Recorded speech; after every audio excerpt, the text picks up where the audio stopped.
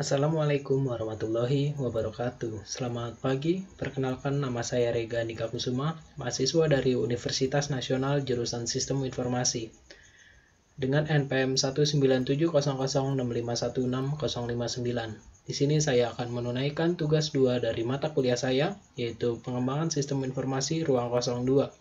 Di sini saya sudah merangkum dari 7 materi dari pertemuan ke-9 sampai pertemuan 15.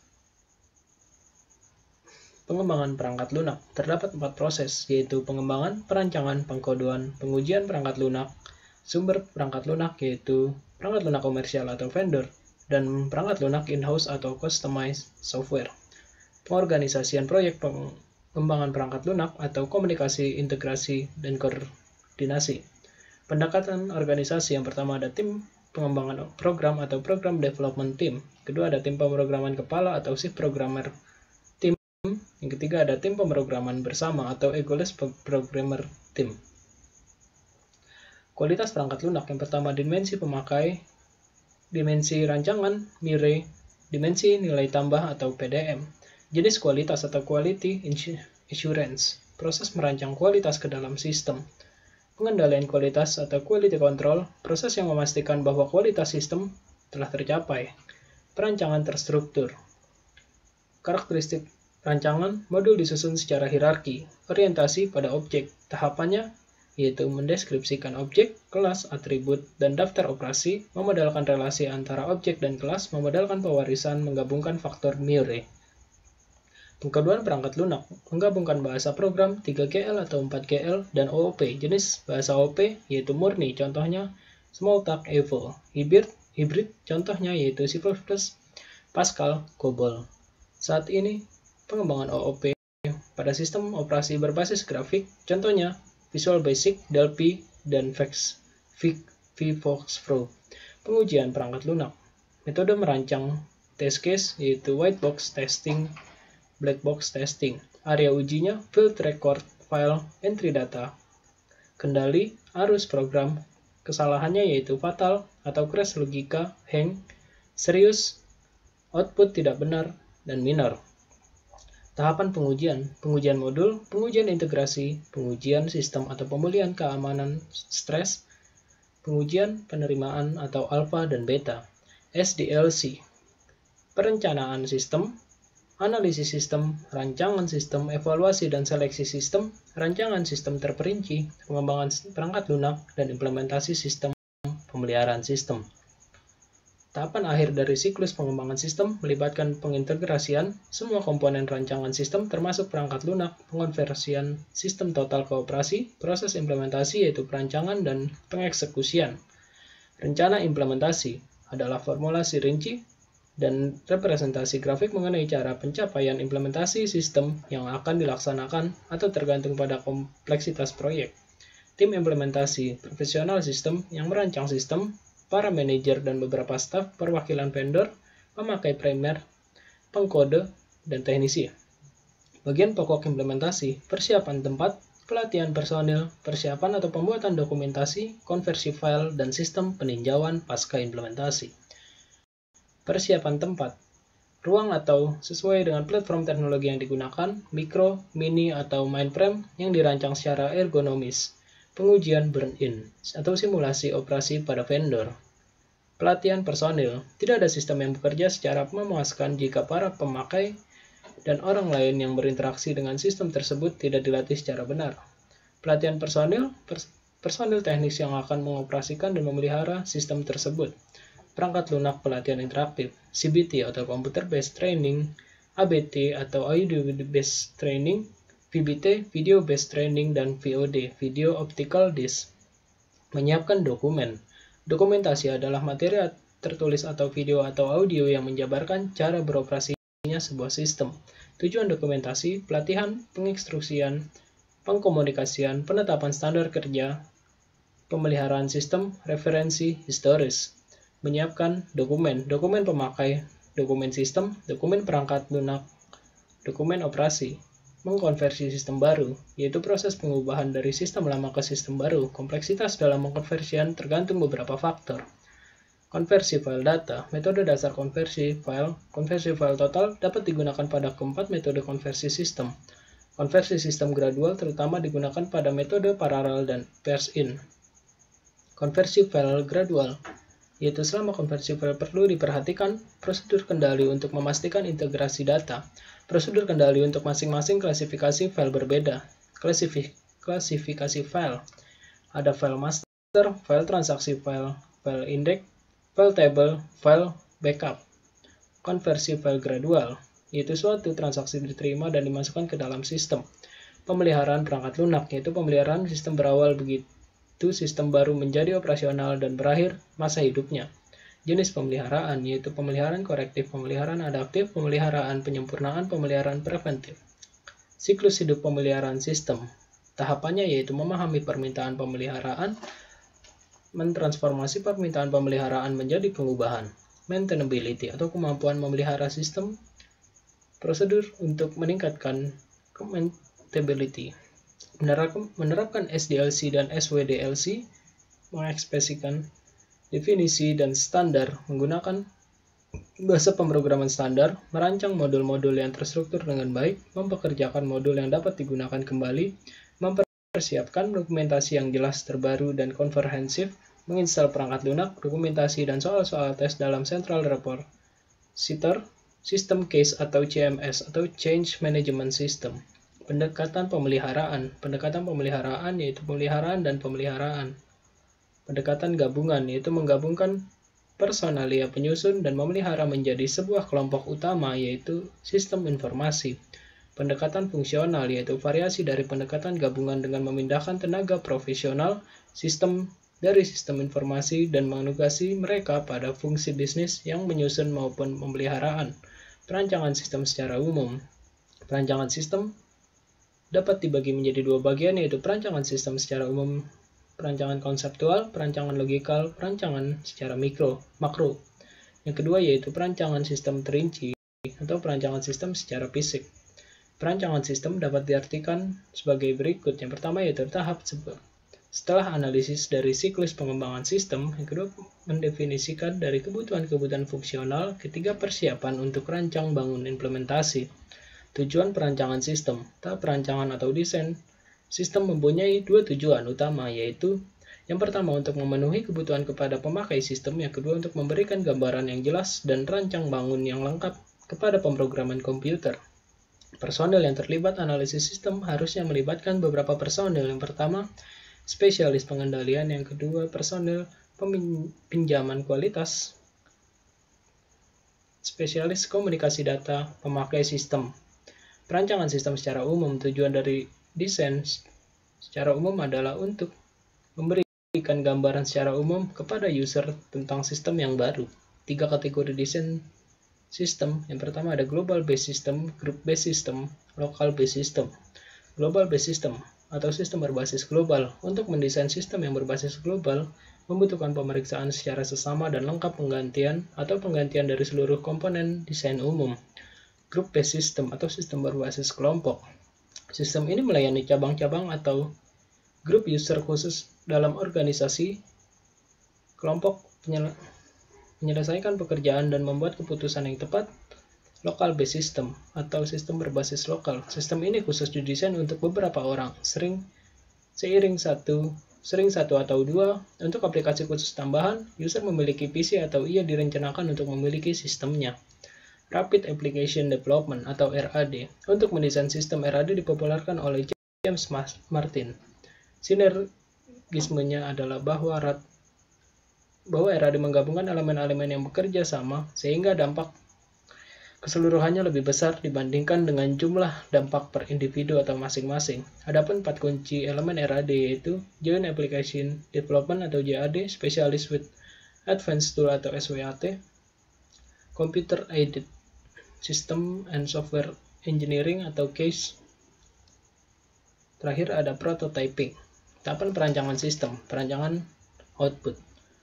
Perancangan output atau keluaran merupakan hal yang tidak dapat diabaikan karena laporan atau keluaran dapat dihasilkan harus memudahkan bagi setiap unsur manusia yang membutuhkannya. Tipe output dapat dibedakan Yang pertama ada eksternal, tujuan output untuk informasi di luar organisasi pemakai. Selanjutnya ada internal, tujuan output untuk informasi di lingkungan organisasi pemakai. Perancangan output, tujuan dari perancangan input adalah untuk mengefektifkan biaya pemasukan data, untuk mencapai keakuratan yang tinggi, untuk menjamin pemalsuan data dapat diterima dan dimengerti oleh pemakai. Proses input dapat melibatkan 2 atau 3 tahapan utama, yaitu data capture, penangkapan data, data preparation, penyiapan data, data entry atau pemasukan data. Tipe input dapat dibedakan. Eksternal, pada tipe ini pemasukan dapat berasal dari luar organisasi. Internal, pada tipe ini pemasukan data hasil komunikasi pemakai dengan sistem. Perancangan proses sistem. Tujuan dari perancangan proses sistem adalah untuk menjaga agar proses data lancar dan teratur sehingga menghasilkan informasi yang benar. Perancangan database. Penerapan database dalam sistem informasi disebut dengan database system. Ini adalah salah satu sistem informasi yang mengintegrasikan kumpulan dari data yang saling berhubungan satu dengan yang lainnya. Tipe dari file. Yang pertama ada file master. Yang kedua, ada 2 tipe file master. Yang pertama ada file referensi, data yang tetap. File dinamik, data yang ada dalam file berubah tergantung transaksi. Selanjutnya ada file input atau transaksi, berisi data masukan yang berupa data transaksi di mana data-data tersebut akan diolah oleh komputer. Selanjutnya ada file laporan, berisi informasi yang akan ditampilkan. Ada file sejarah atau arsip. Selanjutnya ada file backup atau pelindung, berisi salinan-salinan data yang masih aktif di database pada suatu waktu tertentu. Terakhir ada file kerja atau temporary, berisi file data pemrosesan yang bersifat sementara. Selanjutnya ada file library, berisi program aplikasi utility program. Perancangan kontrol, tujuannya agar keberadaan sistem setelah implementasi dapat keandalan, dapat mencegah kesalahan, kerusakan, serta kegagalan proses sistem. Ancaman sistem, kesalahan manusia. Selanjutnya ada perangkat lunak atau bersifat merusak atau menipu, seperti Trojan Horse, Logic Boom, Worm Virus. Penyadapan, pengaksesan yang tidak sah, perubahan atau kehilangan database, kegagalan alasan teknologi. Jenis kontrol, pencegahan, pendeteksian, pengoreksian. Perancangan jaringan. Langkahnya yaitu yang pertama, membuat segmen bidang usaha yang berdasarkan geografis departemen, bangunan, lantai, dan sebagainya. Membuat sebuah modelan, mengevaluasi LAN untuk menentukan apakah mereka cocok untuk tiap segmen di seluruh usaha. Interkoneksi segmen-segmen jaringan, topologi. Topologi yaitu ada bus, star, dan ring. Perancangan komputer. Kelompok komputer yaitu mainframe, mini komputer, micro komputer device. Device-nya yaitu input, output, proses, dan penyimpanan. Tekanan-tekanan perancangan. Perancangan sistem informasi harus memperhatikan sejumlah tekanan desain. Yang pertama, integrasi. Yang kedua, jalur pemakai atau sistem. Yang ketiga, tekanan persaingan. Keempat, kualitas dan kegunaan informasi. Yang kelima, kebutuhan-kebutuhan sistem. Perancangan sistem terperinci. Yang pertama ada perancangan output. Tujuan perancangan output adalah mengubah data menjadi informasi yang berkualitas dan dapat digunakan. Informasi yang berkualitas dapat digunakan meliputi hal-hal berikut ini. Yang pertama accessibility. Selanjutnya ada timelines, relevance, accuracy, usability. Macam-macam bentuk laporan. Bentuk dari laporan yang dihasilkan oleh sistem informasi yang paling banyak digunakan adalah bentuk tabel dan berbentuk grafis dan bagan. Laporan untuk level manajemen berbeda. Yang pertama ada laporan hierarki, laporan yang dibuat untuk masing-masing manajemen untuk menerima informasi sesuai dengan permintaan khusus, tanpa memberikan detail yang tidak relevan. Ada 2 macam laporan hierarki, yaitu filter report, laporan yang dirancang untuk memfilter elemen-elemen data. Selanjutnya ada responsibility report, laporan yang dibuat untuk memutuskan siapa yang bertanggung jawab terhadap suatu laporan, apakah CEO, manajer, atau manajer pemasaran, atau spesialis media, dan lain-lain. Ada 3 macam laporan yang membandingkan data. Pertama ada horizontal report.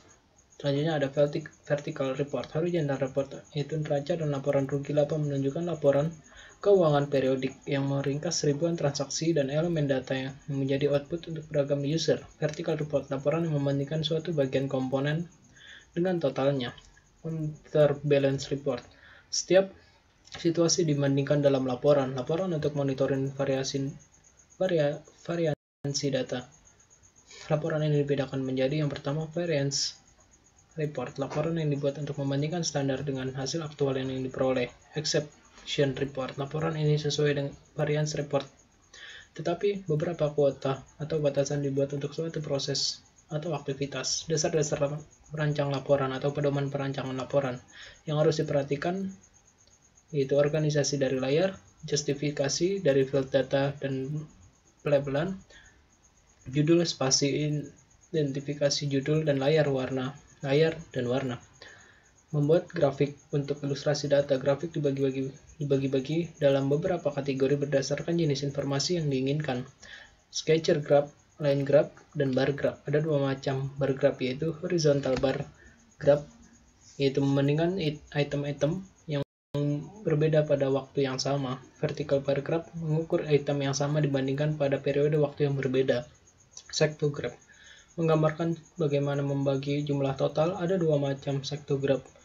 Pie chart yaitu merupakan suatu lingkaran yang terbagi menjadi dua atau lebih segmen yang mempresentasikan suatu presentasi. Layer graph seperti line graph, tapi area antar garis menunjukkan kuantitasi dan menambah jumlah totalnya. Picture graph menggunakan simbol-simbol dan icon-icon khusus untuk mengganti bar. Membuat tabel dan matrix. Tabel dan matrix menggabungkan ciri dari laporan tabular konvensional dan grafik. Keduanya dapat dipakai untuk hubungan yang penting, menunjukkan perbandingan dan memberikan instruksi. Membuat tabel. Tabel dibentuk dengan sejumlah kolom dengan judul subjek yang diatur dalam garis. Membuat matriks. Elemen kolom dan baris dapat diatur dalam segi 4. Matriks sangat baik untuk menunjukkan hubungan antara elemen. Pengaturan tata letak isi output. Pengaturan isi output akan secara langsung menentukan kemudahan dari output yang dipahami dan dimengerti. Perancangan input. Input mengawali dimulainya proses informasi. Input perlu direncanakan untuk mengonversi data mentah ke dalam informasi yang berguna, input ke output. Beberapa kegiatan di bawah ini memakai data mentah atau data input. Yang pertama, insert into, delete from, update database, menggabungkan dengan data lain dari database untuk menghasilkan output, memasukkan proses langsung menjadi output tanpa melaksanakan suatu tugas, mengadakan dialog dengan sistem, beberapa media dan metode yang digunakan untuk mendapatkan data dan input data. Paper form yang digabungkan dengan layar, data entry, electronic form, direct entry device, kode, manuals, natural language. Perancangan formulir kertas. Formulir kertas dapat merupakan pembawa data fisik. Beberapa faktor yang diperhatikan yaitu yang pertama, pemilihan kertas. Beberapa faktor yang dipertimbangkan dalam pemilihan kertas yaitu lama formulir akan dihimpar, penampilan dari formulir, banyak formulir tersebut ditangani. Kedua, ukuran kertas. Usahakan ukuran kertas yang digunakan ukuran kertas standar dan banyak dijual. 3. Warna. Penggunaan warna yang membantu mengidentifikasi dengan cepat formulir yang digunakan. Warna yang baik adalah warna yang cerah. Judul formulir. Formulir yang harus diberikan judul menunjukkan jenis dan kegunaannya. Judul disebut sesingkat mungkin tapi jelas. Nama perusahaan juga perlu dicantumkan. Yang kelima, ada nomor formulir. Nomor dapat digunakan untuk menunjukkan keunikan. Dapat diletakkan di pojok kiri bawah atau bawah kanan. Nomor formulir ini dapat juga digunakan untuk menunjukkan sumber dan jenisnya. Keenam, nomor urut formulir. Nomor urut dari masing-masing formulir biasanya dicantumkan di pojok kanan atas. Selanjutnya, nomor dan jumlah halaman. Jika formulir lebih dari satu halaman, maka tiap-tiap halaman harus diberikan nomor sesuai jumlah halaman. Spasi. Spasi antar baris dan spasi antar karakter dapat formulir harus diperhatikan, terutama bila formulir akan diisi dengan data dicetak dengan mesin. Selanjutnya ada pembagian area. Formulir harus dibentuk dengan pembagian area yang demikian rupa, sehingga memudahkan dalam pengisian atau pencarian data. Selanjutnya ada caption, merupakan kata-kata yang dicetak di formulir untuk menunjukkan siapa yang harus mengisi data dan apa yang harus diisikan. Selanjutnya ada instruksi. Dengan formulir yang harus baik dan bersifat self-instruksi, artinya harus berisi instruksi yang jelas bagi pengisi dan menuliskan data tanpa harus bertanya lagi. Selanjutnya ada jendela di amplop. Selanjutnya ada jumlah tembusan. Banyak tembusan atau rangkap dari formulir yang dibuat seefisien dan seefektif mungkin. Pengelolaan dan perancangan formulir elektronik. Formulir elektronik dirancangkan pada sebuah digitizer atau layar video display terminal atau VDT dari terminal case. Menggunakan beberapa komponen seperti pada formulir yaitu pembagian area instruksi, line box, dan caption, indikator field data, urutan pedoman perancangan. Pengelolaan formulir elektronik. Sesudah formulir dirancang, dan setujui formulir disimpan pada media magnetik dan media optikal yang dikirim ke workstation. Smart Electric Form, formulir elektronik yang cerdas menunjukkan bagaimana user mengisi formulir, menyediakan instruksi-instruksi dan pesan-pesan secara online, melakukan perhitungan dan mengirimkan data pemrosesan tambahan. Perancangan data secara langsung, komponen hardware yang biasanya digunakan untuk memasukkan data ke dalam formulir adalah keyboard. Pengkodean input, kode digunakan untuk tujuan mengklasifikasikan data, memasukkan data ke dalam komputer, dan mengambil bermacam-macam informasi yang berhubungan dengannya. Petunjuk pembuatan kode, beberapa kemungkinan susunan angka, huruf, dan karakter-karakter harus dapat dirancang dengan bentuk kode. Dalam merancang suatu kode, hal-hal berikut yang perlu diperhatikan. Yang pertama, mudah dilihat. Selanjutnya unik, fleksibel, efisien, konsisten sesuai standar, menghindari spasi, menghindari karakter yang mirip, panjang kode harus sama. System Development Life Cycle atau lebih dikenal dengan SDLC. Ini adalah metodologi umum yang digunakan untuk mengembangkan sistem informasi. SDLC terdiri dari beberapa fase yang dimulai dari fase perencanaan, analisis perencanaan, implementasi, hingga pemeliharaan sistem. Konsep SDLC ini mendasari berbagai jenis model pengembangan perangkat lunak untuk perencanaan dan pengendalian pembuatan sistem informasi. Model-model SDLC yang sering digunakan antara lain waterfall dan prototyping.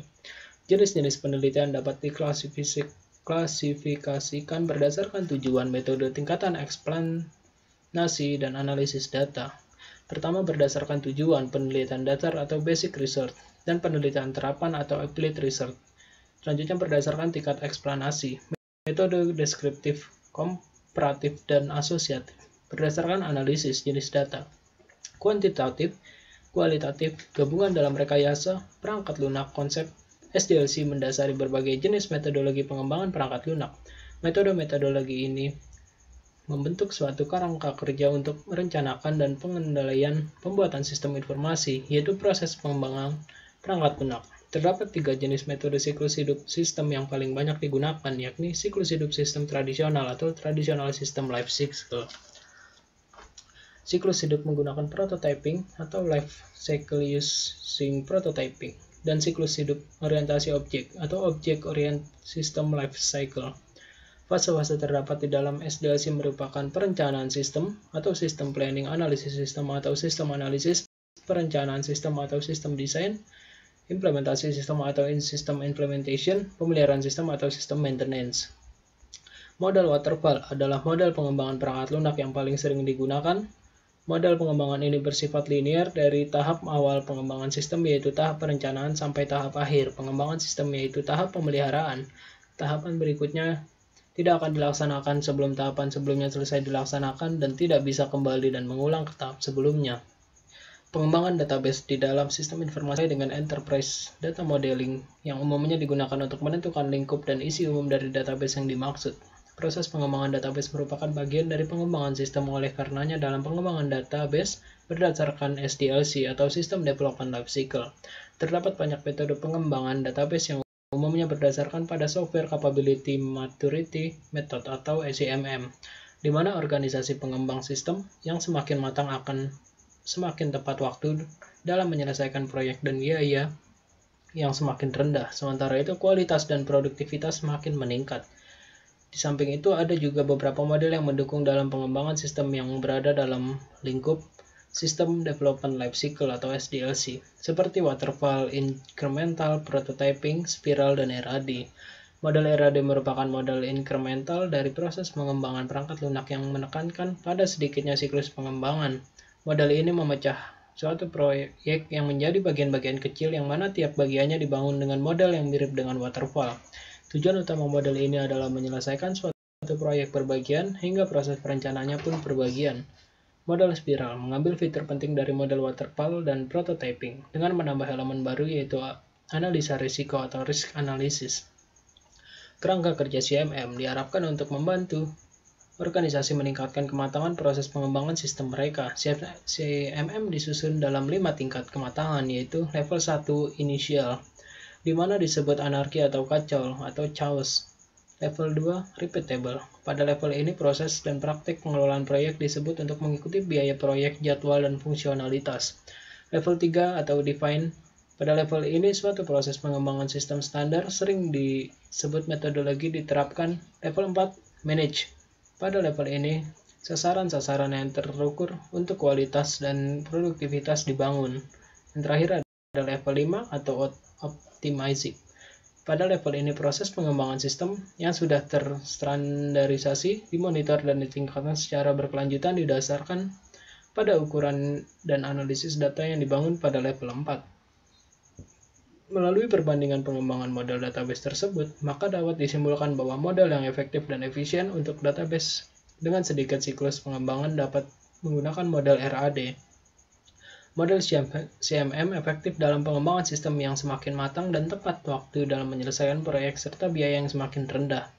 Sementara itu kualitas dan produktivitas semakin meningkat. Sedangkan untuk sistem yang berskala besar dengan database yang kompleks menggunakan model spiral atau win-win spiral. Mungkin ini saja yang dapat saya sampaikan. Kurang lebihnya mohon dimaafkan. Wabillahi taufiq walhidayah. Wassalamualaikum warahmatullahi wabarakatuh. Selamat pagi. Salam sehat untuk kita semua. Terima kasih.